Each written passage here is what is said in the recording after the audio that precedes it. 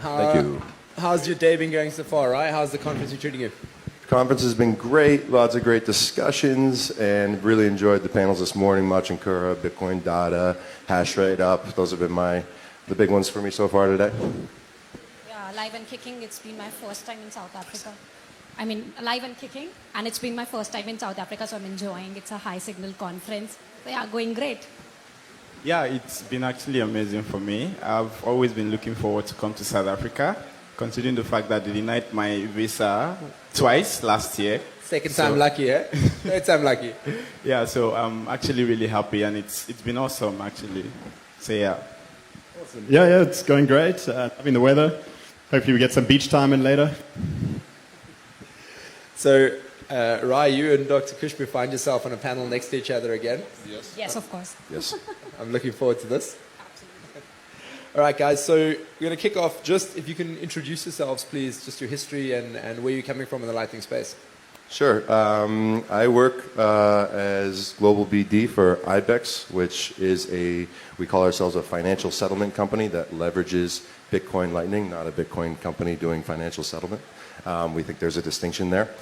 And we primarily offer API toolbox for companies, wallets, exchanges, neobanks to handle multiple different applications within the Lightning capacity. So we have split payment optionality, regular Lightning, stable fiat accounts, etc. And it just allows people to onboard to the Lightning network relatively easily without having to deal with any of the complexities of running your own node or funding your own channels, etc. So we are, I guess you would say, a cloud service Lightning provider. Hi, everyone. I am Khushboo Khullar, the venture partner at Lightning Ventures. Lightning Ventures is a US-based VC firm, and we invest in Bitcoin native startups. So far, we have invested in 40+ companies. And apart from this, we have another platform, which is Thunder Funder, where even non-accredited investors can invest. So if you're building something groundbreaking in Bitcoin, Forth, OpenAI, do reach out to us, either on LTNG Ventures or thunderfunder.com. Hi, guys, again. My name is Megasley. I work with African Bitcoiners. African Bitcoiners is basically a community of Bitcoiners that actually exist to guide new Bitcoiners to the space, basically. So we guide them from learning about Bitcoin to self-custody. I am also the general manager at Africa Free Routing, which is basically a company that focuses on improving Lightning adoption in Africa. We do a lot of stuff to actually get this done. We run Lightning nodes. We run webinars on how to run Lightning nodes. We also do Lightning bootcamps, actually, and we are having one here in Cape Town this weekend. So yeah, that's basically it. Thank you. Cool. I run a small exchange here in Cape Town called Cape Crypto, the Cape Crypto Exchange. We have Lightning integrated, and in fact, we're the only South African exchange that does have Lightning integrated. We integrated about maybe 2 years ago now, and still waiting for the rest of the exchanges to catch up. You might be waiting a while. Still waiting. So shout out to Cape Crypto. My business actually moved over to purchasing Bitcoin exclusively from Cape Crypto exactly because they had Lightning integrated. We left Valor. We just got tired of waiting. And yeah, you guys are doing great work. Thanks, Ray. So my first question actually goes out to Leon. So can you please just give me your experience about building your own Lightning stack and what that has been like as opposed to going with a cloud-based service like using IBEX, for example? What's it been like? It's okay. The integration itself wasn't too bad from a technical point of view. Operationally is where it's burdensome. I think. Cool. Thanks. Yeah, from an integration perspective, we started with CLN. For those of you who don't know, there's basically two providers, CLN and LND. And they both interface with the Lightning Network, and they both offer their own sort of suite of integration tools. We integrated with CLN first, and we made our way through REST, gRPC. Both were very unstable at the time, unfortunately. So we moved over to Lightning Labs as L&D and integrated with REST. That was also flaky.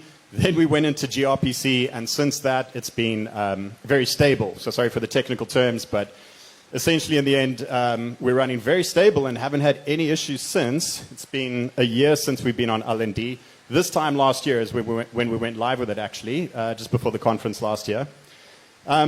It's okay. The challenging aspect is obviously managing the balances, and particularly for an exchange. The idea is when somebody sends Lightning to us, we have to credit Bitcoin into their wallet. But of course, that Lightning, that Bitcoin that's on the channel, it's still in the channel. It's not like it's available unless we close the channel. So in a sense, we manage that. We're like, brokers of the Lightning network. And so if the channel gets lopsided, we have to then rebalance it the other side. And if it gets lopsided on the other side, we have to do an on-chain send and rebalance. So it's a bit of funny management. There might be a cooler way to do it, but that's how we do it. But yeah, otherwise it's been great. So just talk me through, so there seems to be quite a lot of headaches involved with running your own Lightning stack. What's the reason for doing so? Why run your own Lightning stack rather than using a custodial Lightning solution? Well, I suppose... And sorry, please feel free to get as philosophical as you want to here. It's a bit early in the day, but I'll try. Ultimately we are a licensed company. We're a licensed exchange in South Africa. We report to the regulator. Whether that's good or bad, it is the way it is. And so we have an obligation to protect our customers' funds. We have to hold on to the keys. If you're using an LSP or some other custodian, the trust goes to them. And there's counterparty risk all of a sudden, which we can't guarantee, of course. This has been a problem for many people. We've seen a lot of companies go under from this counterparty risk. Celsius, et cetera, et cetera. Revix locally had an issue with that. So we prefer to just hold the keys ourselves and take the responsibility ourselves. That's a great answer. Megasley, so from your perspective, Africa Free Routing, you guys are doing something quite similar in the sense you're running your own stack. What's your experience been like? Yeah, so for us, I'd say it's actually been quite a ride, starting Africa Free Routing, and from the experience I've seen, you see, we all it's no news that Africa needs Lightning basically, but then when you look at the map of Lightning Node maps basically, you realize that it's actually really, really scanty, right? We don't have Lightning nodes. We don't have people running nodes in Africa, their own nodes basically. And they are all just relying on the custodial solutions that we give to them, tell them about Lightning Network, and then you're introducing people. And I think one of the reasons why this happens is because it's actually hard to set up a Lightning node. It's a little bit too technical. And aside from the fact that it's technical, getting the stuffs you need to get nodes set up in Africa is hard. You have to get them imported. And then also, there are also some other challenges that actually makes this a problem, right? So when you talk about internet connection, we don't really have a very stable internet connection in Africa generally. So we decided to start Africa Free Routing. We started around mid of 2022. So the goal was actually to lighten up Africa, get Lightning nodes that are here in Africa as well too, and then add to the Lightning node maps. And it was actually a tough experience from the beginning, considering the fact that all we had at the time was just the passion. The skill was not there. We've never run a Lightning node before. I had never run a Lightning node before at the time. As a matter of fact, I didn't know anything like Lightning node existed, right? I came into the Bitcoin space afresh. But then I had to go deep into like researching and learning and studying. Shout out to BTC Session, and also shout out to Ministry of Notes YouTube channels. Those were the people I reached out to, and they were able to assist, and also to Nate from Voltage. They sponsored our very first node when we started, and I got into the rabbit hole of learning about setting up Lightning node myself. And luckily for us, it was good. We were able to set up our first Lightning node in Nigeria. and we launched it around January of 2023. And since then, it's actually been great. We went on to set up another node in Kenya. We went up to set another one in Ghana, and the last one we set up was actually here in South Africa. But the challenge we had at the time was that these nodes were running on private servers actually that are actually hosted here in Africa. And unfortunately for us, early last year, we got hacked through the VPS server we were using, and our funds were stolen, right? And because of that, we decided to bring down the nodes we were running, all the nodes we were running, because we basically used one VPS server in Africa. So we had to bring down all the nodes. And then we are currently still looking for ways companies and places we could partner with to try to set up nodes locally, because at the end of the day, like you said, it's better when you are sure that you have the keys yourself, and then you're able to, be fully responsible for it. Not when you're running a node on a VPS server, it means you're trusting them with your private keys as well. So yeah, that's how it's been generally. Just for people who don't know what a VPS private server is, can you explain the difference? Oh, a VPS cloud server. So it's basically just like having your own machine running on the cloud, basically, like a Linux machine, basically. So that's what we're using, having a Linux machine run on the cloud. So instead of setting up the node yourself with your local machine locally, you're able to access those machines remotely wherever you are, and then you're able to set up Lightning nodes there and set up whatever you want to set up, basically, and run things there. And then also it's easier because then you don't have to worry about, internet connection to keep your nodes online all the time. It is on a VPS server, so it's their responsibility to keep it up all the time. And then you're not worried about the node, the reachability of the node as well too. So, and downtime as well, because especially in places like Nigeria. I remember when I first set up the node, it was actually running on a laptop, an old laptop I had in Nigeria there. But we had this challenge of electricity challenge. The light was not stable. The network connection was not very stable as well too. So because of that, we had some challenges, people reaching the node when they wanted to, and also the node could easily go offline because the power in the laptop is not enough to power it for like a whole day, and you don't have light all the time. So because of that, we decided to move it from like running it locally to the cloud. So yeah. So the problem you face here, I guess, is that you have sats committed to a channel, which are effectively living in a hot wallet, right? Where you've got sats in the channels, which are sitting on a hot wallet, and that's why when it gets hacked, it can get stolen, right? Exactly. Right. So have you guys recovered from that? Yeah, we are still recovering. Actually, we are still recovering. It was a big hack. We lost a lot of funds, and considering the fact that we were actually bootstrapping, we didn't get funding from anywhere. It was the funds we had to run Africa Free Routing that was stolen.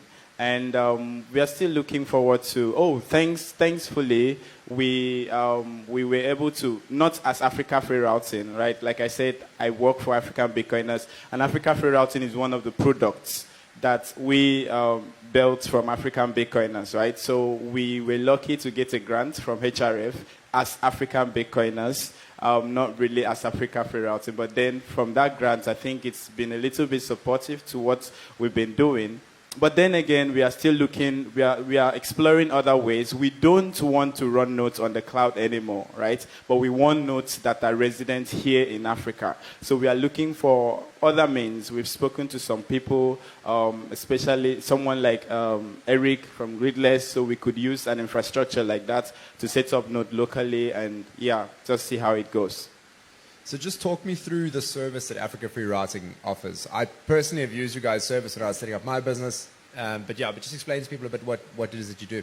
Yeah, so when we started initially, it was basically just running Lightning nodes and then selling channels, right, to other node runners that require inbound channels, inbound liquidity, right? We provided the liquidity for a fee. At the time, it was just 10,000 sats for 1 million sats channel. And Then aside from that, we also did some, like I said, webinars, right, to teach people that were interested, because we had a lot of people come to us in Africa when we talk about running Lightning nodes. A lot of people came to us asking about how they can set up and run Lightning nodes, right? So we needed to give them that information. So we set up a platform where we did like a monthly webinar for people that are interested in running Lightning nodes. And then aside from that, we also reach out to businesses that want to accept Lightning payments, right? They want to accept Bitcoin payments, but then they don't really know how to go about it. So we guide them through the whole process of setting up Bitcoin payments in their businesses. We set up the infrastructure for them as well to help them fully set and then give them all the information they need to get it running. And aside from that, we run Lightning boot camps where we train developers.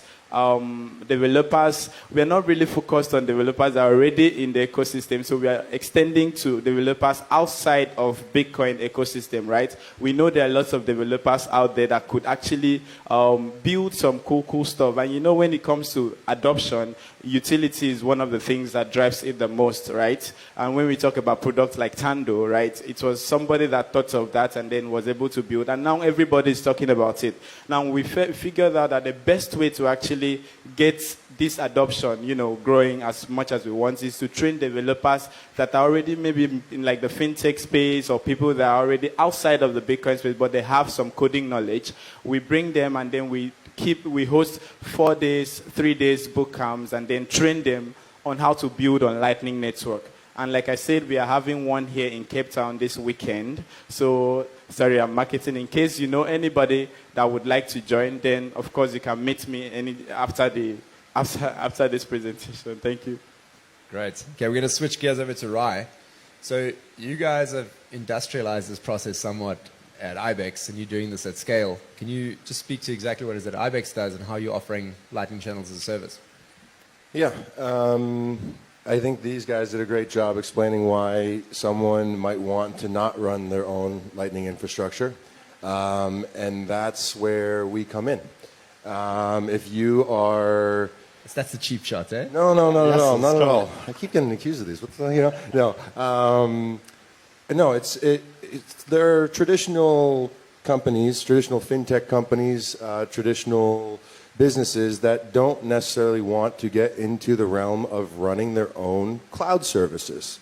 So what do they use? They use Amazon Cloud or Google Cloud, right? They stick to their specialty.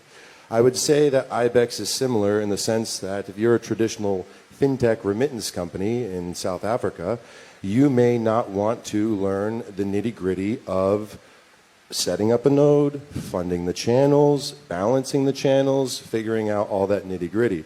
I personally don't do any of that. I'd love to say I have the technical mind like Leon here. I do not. I have a team for that. And I'm very lucky. I call them my little Wizard of Oz team. They're behind the scenes. The payments go through. We have big channels, big payments go through. And if our clients want to send very large volumes, they can do so. And that's another thing that sets Ibex apart from, I would say, other LSPs and why we don't call ourselves an LSP. Again, financial settlement company. It's because when we give you, or when you use our Lightning infrastructure or our Lightning APIs, you are just plugging in some APIs. You are getting channels that are already funded. So when you want to send money, you don't have to fund your channels, balance your channels, do any of that. You don't have to close any channels. We also are large enough where we have a large on-chain balance and a large LN balance. So if our users send LN, we don't have to then close out a channel to rebalance. We can just send from our on-chain balance and balance it out on our side of things. So it makes things far more efficient. Obviously, there are the risks of the third party, Ibex going down. Hopefully, we are in a safe enough place. We have a very strong security team. Our CTO comes a very strong security background. It's kind of his number one thing over Lightning. We actually have another team for the Lightning stuff, and our CTO is primarily focused on security of the operation. So all that to say, it is a mix between, I would say, doing it yourself, which is very safe, but in the middle of someone like Voltage giving you a a node and you having to set up your node and fund your own channels and taking on that risk and knowing how to do that. Yes, you're using an LSP, but you're doing all the work. We take all the work away from you. You use our APIs. You start conducting Lightning transactions. Right. And I think the distinction here is important. It's not that you and Leon are doing different things. You're doing the same thing, except you're not focusing on being an exchange as well. You're just focusing on running Lightning. And maybe that's kind of the point of this discussion, is that running Lightning nodes is a professional industry and requires talented, experienced people who know what they're doing, especially when you're dealing with other people's money and providing it as a service. And so I want to push this over to Khushboo. As someone who's looking at investments and as a VC, when you are looking and evaluating different options that come through your pipeline, how do you think about this when you look at someone who's running their own stack versus someone who's using an LSP or someone like IBEX? How does that factor in for you? Before answering that question, in fact, I want to highlight one point. We're a big fan of Lightning Network. That's why the name itself of our VC fund, Lightning Ventures, is from Lightning Network, because we believe in this L2 solution from the day of inception. And as far as your question is concerned, so if I talk about two modes, there is self-hosted mode where you can run your own node. Then there is, on either you can run on cloud mode where you can, run it in the cloud and provide service via APIs, which is known as the Lightning service. If I take a step back and answer the same question from an investor perspective, I would say we bifurcate the companies. Type 1 would be Lightning Dev Tools, example, Neutron Pay, Breeze, and then we have Lightning Infra companies like IBEX. Third would be Lightning Service, where you are using Lightning Service to build, another core value proposition. On this example would be Flash or Strike. So these are the type where we look at. And in fact, the reason for this is because, like, for us, Lightning Network is the mainstream L2 solutions in terms of, if I talk about also TVL, the total, value locked in BTC terms, if I talk about the 2024 numbers, in fact, it was around $387 million in BTC or 6061, So it's something that, we generally focus on, and this is how, and in fact, if somebody is building something around it, please reach out to us, or in fact, even you want to share something and enlighten me, I would love to, learn from you guys, especially you. I mean, there's so much to learn. Yeah. Fantastic. Leon, so having built what you've built with Lightning and having interacted with it, on a very granular basis, what do you see as the big picture for where Lightning goes? What do you see as the killer app for it? Do you think it's just being able to withdraw and deposit to exchanges, or do you see Lightning, solving bigger problems than that? Yeah, I mean, the fundamental is solving the issue of slow on-chain transfers, slow and expensive on-chain transfers. So I suppose the ultimate future would be a payments network that it just wipes out Visa and MasterCard, etc. I mean, that's what it should be doing. How to get to that is the million-dollar question, because like everyone's saying, it's very hard to run nodes, and if you don't run them yourselves, it's like, why do we really need to compete with Visa and MasterCard if it's not actually decentralizing the financial network? So then you take it a step further and you say, okay, fine, maybe I will run my own Bitcoin node, or at the very least hold on to my own keys, fund a Lightning wallet once a month, and then make payments from that Lightning wallet. So I would probably see that as the future, where people don't carry around credit cards anymore. I know there's lots of cards floating around the conference, which is very cool, but it would probably just end up being your phone, making payments with that. It's a payment network. It's a payment network. That's how I see it. Great. And what are the risks that you see here from a centralization perspective of people not running their own Lightning nodes and relying on companies to do it for them? I mean, it's such a good question because LSPs essentially are custodians, and I think a lot of people don't recognize that. You've got some LSPs who are very cool and they actually put the private keys onto the app. I think Phoenix does it. I don't know if Breeze does it, but I think Phoenix is the only one I'm aware of at the moment where you can actually go and get your private key to that wallet essentially to get your funds.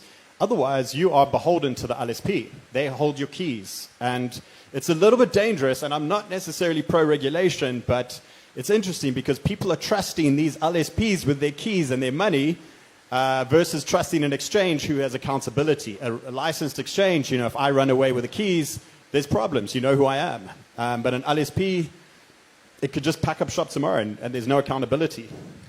So from an investment perspective, if there's a strong centralizing force and there's an economy of scale and there's, you know, like with IBEX's model, for example, where you can bring fees down really low and make it really attractive to use an LSP or to plug into Lightning as a service, are we not facing a kind of existential threat here to this capture of the Lightning network where it gets so centralized?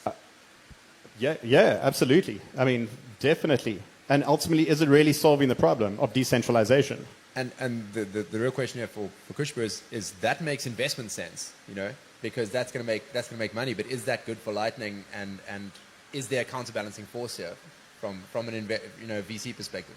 I mean, from a VC perspective, we see there is I would quote 2022 numbers, which says there is a TAM sum of around, I mean, the market sizing of cross-border payments, remittances is around $150 trillion, which is still 80% of it's being captured by the banks, which is using the old age 1973 SWIFT technology. So we need, these two modes. And I think, it's high time we connect, on this internet age, we are connected, digitally, but not yet financially. So I see a greenfield opportunity here. There are some companies doing it. But I think if we have more companies like IBEX, it becomes easier for a new company to start. You need not to have your own developers. You can start lean. So that's the way forward. And we can have more companies and it could solve the bigger problem. This is an issue close to home for me. So for Orange, we've partnered with IBEX, and IBEX handles our Lightning channels for us. And that's great because it means we have to really not put a lot of time and effort and money into managing our Lightning side of things. Because that, if you're a startup, it is quite expensive. But I am concerned about the centralization risk. And I don't think it's a solved problem at all. And is there, Ryan, maybe you can speak to this, is there some kind of model where both can coexist, or is it a winner takes all? Long term, what do you think happens? Yeah, well, I want to circle back on a few things of where I see Lightning going. I think Lightning is the SWIFT replacement, period. Visa, MasterCard, sorry, it's going to be that. I firmly believe that. I believe that it's going to be companies like IBEX that push for that wider adoption at scale amongst institutions because they are not going to want the complexities of running that internally. That being said, I think I need to go back to what I mentioned about the channels being funded by IBEX. We're not requiring our customers to fund their own channels, right? So the Bitcoin in the channels is our Bitcoin. So when you send fiat to fiat through IBEX, it's only being momentarily held before it's sent out of our infrastructure, if that makes sense. Your money is hitting our infrastructure, going through our infrastructure, and then back out of our infrastructure. Now, of course, if you're a wallet like an Osmo or a Wallet of Satoshi or any of these Lightning wallets, and you use our infrastructure and you're just using our infrastructure for Lightning and not fiat, well, then if you send Lightning into our infrastructure, yeah, we're holding that Bitcoin. It's ours. Yes, we have the keys to that, but you can also go into your infrastructure at any time and pull that out at your own free will. We could close up shop and leave tomorrow. We have no plans of doing so. And then on the decentralized nature of it, I think that we should probably be more concerned about maybe the Light Sparks and the PayPal mafias of the world than the smaller guys in the room. And I also think if we're replacing the SWIFT network, we're about 1% load of the pie. There are going to be a lot more LSPs popping up in the next year or two around the world.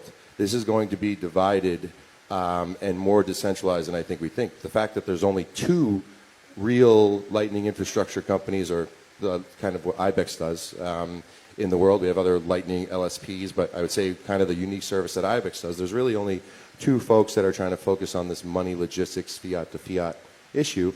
And there's a lot of room for growth in there. So if we expect this to replace SWIFT, I don't see this being a big issue of centralization, but we'll see how it plays out. And one more thing. A lot of people talk about holding their own keys and hosting their own nodes. Well, there are people that also use Proton Mail. It's about 0.5% of the world. Everybody else uses suites like Gmail. They use the easy tools that are accessible to them for their business. They don't try to spin up their own cloud infrastructure and make their own emails and Proton and this and that. It's just what it is. Do I think that we will move more into a world with more Nosters and more decentralization, and maybe it's 50% of people use Proton and 50% of people use Gmail? Yes, I believe it will be more of a balance. But as things stand, people want what's easy and what they can, how quickly they can get to market, how complex it's going to be for their team, how many additional resources do I have to hire, or do I want one dev to plug in some APIs? And so those are the questions that need to be answered, and I'm not super concerned about the centralization like you. Yeah, well, it was super easy to integrate your API, so I'll tell you that. There you go. And the service works amazingly. Yeah, guys, with that, I think that's it. Thank you very much for your time. Thank you. Thank you. Thank you.